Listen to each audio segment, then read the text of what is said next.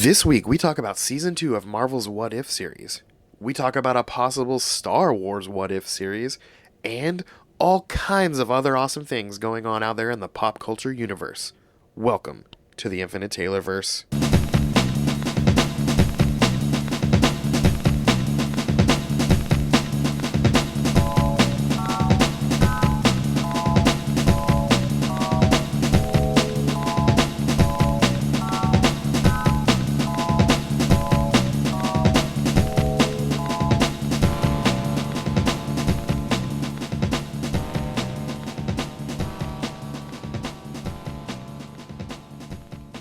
Warning. Red alert. Ay, ay, ay, ay, ay! Danger, Will Robinson. Danger. That's the emergency alert. This episode is full of spoilers for some of the latest and greatest nerdy movies and shows. Spoilers. Listener discretion is advised. What's up, everybody? Welcome to the Infinite Taylorverse podcast. I'm Billy Taylor. And I'm Taylor Oxner. And this week, we're coming at you guys to talk about some of the latest and greatest pop culture happenings going on out there. Two things, though. Taylor and I are both a little under the weather, and you can kind of tell with our voices this week, so give us a little grace here, but we still wanted to bring the news to you. Yeah, we're both under the weather for sure. So if you hear my voice getting either gravelly or something like that, that's why. Yep, and mine's a little stopped up, but hey, we're going to get through this together. But hey, before we jump into all the new stuff going on, Taylor, what are you nerding out about this week, man? This week, I've been nerding out about two things. One, my Marvel Toy Biz collection is getting substantially cooler, I think, on a weekly basis now, which is kind of awesome. Yeah, yesterday I got Venom, Black Suit Spider-Man, Kingpin, the Spider-Man with the octopus tentacles, the Wingless Wizard from Fantastic Four, and then the Human Torch from Fantastic Four. And the Human Torch, actually, if you pull back on the thing, it still lights up and everything. Nice. And I didn't realize that it's just the same mechanism. There's a lighter in there. Yep. So, like, every third pull, you kind of see a little smoke come out. And I was like, oh my gosh, this would never be okay. Right? How in the world did this get passed through everything? What's crazy too is a lot of the toys, both of my Cyclopses, both of their eyes light up still. Yep. It's insane. What in the world kind of battery is that in these things? I'm scared to take it out or replace a battery because I think it's got to be so crusted up in there. But yeah, it's been a lot of fun. My second, I've been playing through the Mass Effect remasters. I just finished the BioShock remasters. And now I'm playing the Mass Effect remasters, which, believe it or not, is my favorite game franchise of all time. I could play those games over and over and over again, and I'm going to. So it's crazy to see the remasters because they're new games, but they're not. It's so weird. I don't know how to explain it. It looks incredible. I'm on the first one right now. I can't wait to see what the next two look like. Yep. Well, let's see. For me, this week I'm nerding out about a comic book, and it's the Ultimate Spider-Man #1, the reboot that just started this past week. Man, oh man. Well, spoiler alert, listeners, this book was freaking awesome. I haven't enjoyed a comic book from Marvel or DC as much as I've enjoyed this one lately. And let's just say the book starts. It's Peter. He's an adult. He's married to Mary Jane. They have 2 kids. He's going to work at the Daily Bugle, and then you see that he works with, obviously still J. Jonah Jameson, who is kind of a fatherly figure to him, which was kind of weird at first. And Uncle Ben also works there. Then you find out there was some kind of a terrorist attack that killed Aunt May a little while back. And the whole thing is just weird. There's no mention of Spider-Man, nothing like that at all, until the very, very, very end. You find out this is a parallel reality that only exists because a time traveler went back and prevented all the heroes we know of from ever being created. And Tony Stark, who is thought of as a terrorist in this world, at the very, very, very end of the issue, you find out he figured out what's been going on, and he's been trying to go back through time to get heroes their powers back to stop what's to come. And it ends with him getting this vial from a hologram of Tony Stark, who's been thought of as dead, and inside of it is the spider that bites him and gives him the powers. And that point forward, he's Spider-Man trying to right a wrong in this universe where heroes don't exist. And oh man, I was just so sucked in from the moment I started reading, but especially those last couple pages. And now I cannot wait. Who's writing that? Sorry. It looks like Jonathan Hickman's writing this one. Ooh, he's like my favorite. I gotta go get that. Yeah, it's super good. And I loved Ultimate Spider-Man Volume 1 that came out, more than a decade at this point. But anyway, it is so good. And for those of you who love comics, I highly recommend going to get it. And I know I just spoiled it for you, but it's awesome. Yeah, I'm really with that. That sounds super exciting. Honestly, the only books that have been keeping me this crazy excited are the Mighty Morphin Power Rangers books, because I think I've mentioned before, they're so much fun and they make it very adult entertainment instead of, for little kids. And it's cool to see stuff going on with these characters that does not dispute the original TV show, but it just adds stuff to it and behind the scenes type stuff. And that book has been my favorite. But when I read this book, I'm like, oh my gosh, it's another book that I am going to be dying to read every month when it comes out. It's crazy how that works. Yep. Well, hey, let's jump into this week's news. We both have finally finished What If. Man, what'd you think about that? There were so many different episodes that I loved in this one, but for some reason, that finale, I didn't like it as good as the first finale. I could agree with that. My favorite thing from the finale was the fact that there's definitely 2 new Funko Pops I want to get out of it. Is one of them, let me guess, is one of them the Peggy Carter? Yes. With all the crap all over her? Yes. And it is one of them Demon Strange? Yes. Yeah, those 2 would be awesome. I want that, Zeus Hulk. Oh, yeah. I want that one, but I want it a glow-in-the-dark one. That would be awesome. But let's see, my favorite 3 episodes from the series were, I really enjoyed the Christmas one where Happy gets powers. It's very die-hardish.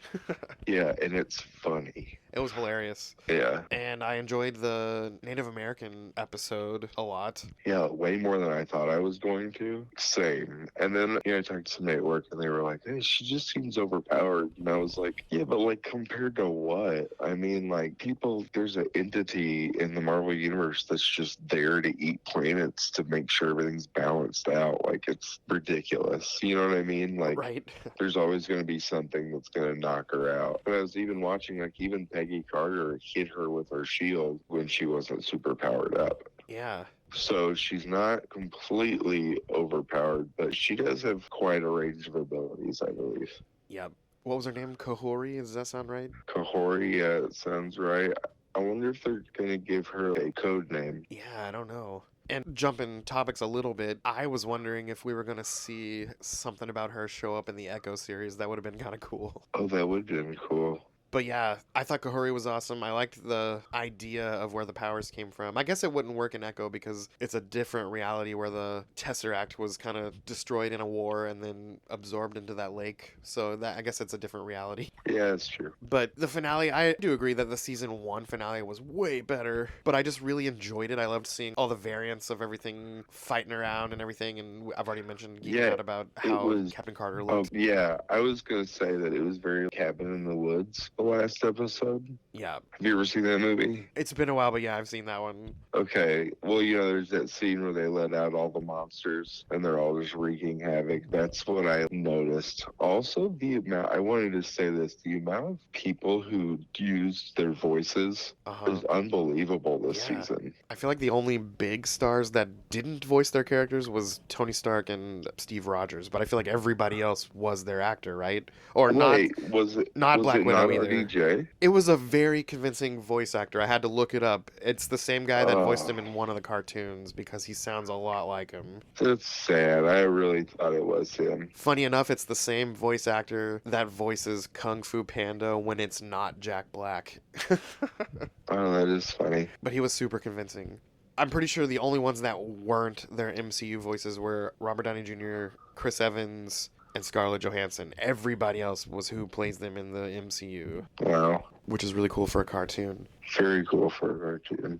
We also have been watching Echo. How far into Echo have you got? We can talk about it next week. Okay, so yeah, next week, stay tuned. We'll talk a little bit about Echo. That's been really cool to watch. I'm going to hold my tongue because I've already seen the whole thing, but it wraps up with some good setup for some future MCU stuff. Right on.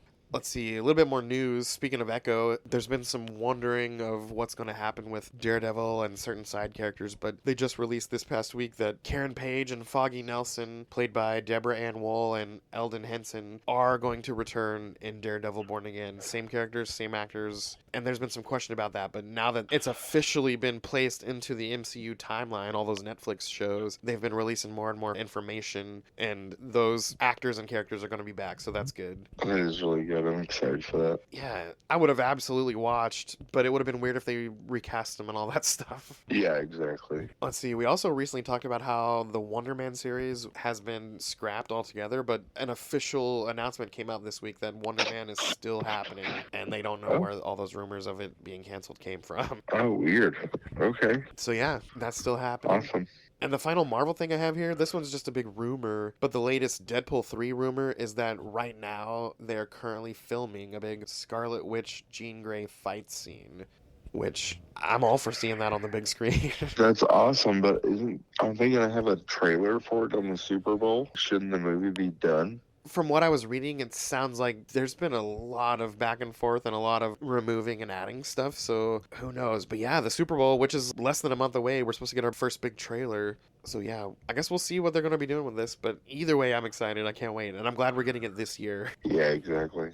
Over with DC, there's not a lot of news, except WB Games just confirmed that there's a handful of DC video games coming out in the next couple of years, and not only are they just DC related, they're actual canon to the new James Gunn DCU, so that's kind of interesting. What? Weird. Yeah, some video games that are in world canon. Huh. I don't know if Okay. I've seen that before. That's kind of cool. Yeah. Interesting. Over with Star Wars, there's a couple of rumors right now, not a lot of news, but the first big rumor is that there's a What If style Star Wars show in development right now. Obviously not related to Marvel and What If and all that, but it sounds like the Disney people are looking at the reaction of Marvel's What If and seeing fans talk about how cool it would be to have a Star Wars version of that, and they kind of are taking it up and doing it. So if this is true, I think that's going to be awesome. There's a whole lot of, what ifs that have always run in my mind for Star Wars, and it'll be kind of cool to see it on screen. Yeah, I'd be excited for that. And then last week we, got the big breaking news that there's going to be a Mandalorian and Grogu movie in addition to a season 4 of Mandalorian. So it's not going to replace the season. But the big thing that they're kind of saying right now, which this is just a rumor, but it kind of makes sense, is they're going to run season 4, and at the end of season 4, this movie is going to hit theaters, and the movie is going to be the overall series finale. Oh, okay. I could see them doing that, sending him out in a big way, and then moving forward, I guess we'll still have that team-up movie that we've been hearing about that's still happening, and they can obviously still use the characters in movies or whatever, but I could see them closing it up, wrapping it up with a nice big bow that way. Yeah. That would be really cool because then it would just be another movie, right? Like other shows lead up to their own movies, maybe? Yeah, maybe. Interesting. The rest of the news is all over the place out there in the entertainment world, but the first one I saw is Bill and Ted 4 is in the works. That's kind of fun. Did you ever watch the newest Bill and Ted 3? I never did. I never did. It's actually really funny. It's goofy and cheesy, just like you'd expect. And nothing usually hits the same as the originals when it comes to stuff like this, but it actually was very entertaining and very funny, and I really liked the tribute to George Carlin that they had, his character Rufus, and all that, but apparently it was a big enough hit that they're making a 4th one, so that's kind of funny and cool. Wow, that's cool. I also saw that Greg Daniels is actively developing a show in the same world as The Office right now. It's not, let's follow Jim and Pam and all that, but it's a new show in their same little universe, their same little world. So that's all the details it Like gave. Parks and Rec? Maybe something like that, but whoever these people are going to literally exist in the same world, and there's, chances for cameos and stuff. That's interesting. Yeah, interesting. That's I exactly wonder my if thought. it's going to be an office building or not. I don't know. The only detail that it gave was it's the same creator, Greg Daniels, and it's in that world. It didn't say whether it was a new office or a new store, or it gave no details. That's kind of massive news. I know. Wow. Okay. Well, we'll be on the lookout for that. Imagine it's, some very different thing, but like occasionally it's like, oh my gosh, there's friggin' Dwight. Like, Yeah. could be really funny. the next little bit of news, we got a Star Trek origin movie from the Kelvin timeline. And when I say the Kelvin timeline, that's the ones with Chris Pine and everything. They're coming out with an origin movie that takes place, it's kind of a prequel to the first one, sort of. The first one involves weird time travel-y stuff, but this is kind of a prequel to before the main plot begins, so that's kind of interesting. But they're also still in development for part 4 of that movie, so I guess we're getting 2 new Star Trek movies in the near future. Wow, are they going to be like the last ones, you think? You would think, but I guess I thought that about the actual last one, so The Beyond. yeah. Yeah, me too. That's nuts. Yeah, I enjoyed those movies. A lot of people don't like them, but I actually do. They're I fun. I like the first 2. Yeah. Beyond's just okay for me. I didn't hate it. Let's see if you remember this past summer's Teenage Mutant Ninja Turtles Mutant Mayhem movie, which was pretty fun. It sounds like the tie-in series Tales of the Teenage Mutant Ninja Turtles is going to be released on Paramount Plus around July of this year. They finally put a date to it. I'm excited for that. That movie was pretty funny and my kids loved it, so that'll be fun to watch. Yeah, I'm really excited for that too. I love the designs on it. Yeah. And then speaking of fun cartoons, did you ever watch Danny Phantom on Nickelodeon? Yeah, I really enjoyed that. I was older, and my brother and sister watched that stuff, but I enjoyed it. It was one of like the few ones that Fairly Odd Parents. Yeah. Well, I just read that Paramount Plus is making a live-action Danny Phantom, so that'll be kind of cool. Oh man, that's either really cool or really cringe. Yep. That's exactly what I thought too. But I can see it being cool, especially if they make it more towards teens instead of little kids. I can see him making it a cool show. Yeah, I mean the designs are cool. I'd like to see it. Yep. My kids have seen a few episodes here and there, but after I saw the news of that happening, it made me think of how much I liked that show. And so we went and watched the first couple episodes together, and the kids loved it. So we're kind of excited for the live action one. Hopefully it's adult enough, but also still family friendly. I'm sure it will be. It's Nickelodeon. Yeah. Ooh, let's see, for fans of The Walking Dead, this past week, the trailer for The Walking Dead, The Ones Who Live came out. Did you get a chance to see that? No, I kind of fell off The Walking Dead a while ago. I figured that. I remembered that about you. But the trailer, this is for the OG fans who, aren't super interested in all the side shows. This one finally brings us back to Rick and Michonne, and we haven't seen Rick in a couple of years. Same with Michonne after this last couple seasons, but it's finally going to be the story that reunites those two, and of all the Walking Dead stuff that's out there, I'm really excited about this one, because I never did drop off, and I'm still kind of invested. Oh, right on. Yeah, my dad, who passed away this summer, that was his big nerddom, Walking Dead and Star Trek. And when I saw that trailer, it's kind of weird. It made me get a little teary-eyed knowing he's not going to get to see it. And then I was kind of mad that a Walking Dead trailer made me cry. That's awesome. I mean, that you have that relationship through that. Yeah, so I'm excited to see it, see how it ends. And yeah, I've been wondering what the heck's been going on with Rick for years now, so that'll be nice to see. Yeah, I mean, for all we knew, he was dead, right? Well, in the show, his people thought that there was a big explosion, blah, blah, blah. But on some season finale, I don't quite remember exactly when, you see these people from a helicopter pull up and take his unconscious but not dead body in this helicopter and fly off. And that was, 2 or 3 seasons back. So it's been 2 or 3 years that we've had no idea what's going on with him. Maybe even 4 years at this point. Wow. And let's see, the final bit of news on this list here is there was an interview with Matt Smith, and he said that the House of the Dragon Season 2 will be coming out in August. So they finally put a date to that as well. So people who like House of the Dragon get to go revisit those wonderful, iconic images of a happy family this August. Awesome. But yeah, that's all the news this week. Hopefully everyone out there listening is staying warm. It's kind of crazy cold out here in the Midwest. Yeah, we've been hunkered down for the last few days. Yeah. Decided yesterday to go out to the mall, so we could just walk around. Yep. I got to get out and buy some household items and some food later, so I'm kind of looking forward to it in the sense of getting out of the house, but also not looking forward to it. Yeah, I totally get it. But it's been good for catching up on shows and comics and games and stuff, for sure. Yeah, for sure. But For hey, sure. as for us here at the Taylorverse, I've been Billy Taylor. And I'm Taylor Oxman. And come back next week, same Taylor time, same Taylor channel. Bye, guys. Bye.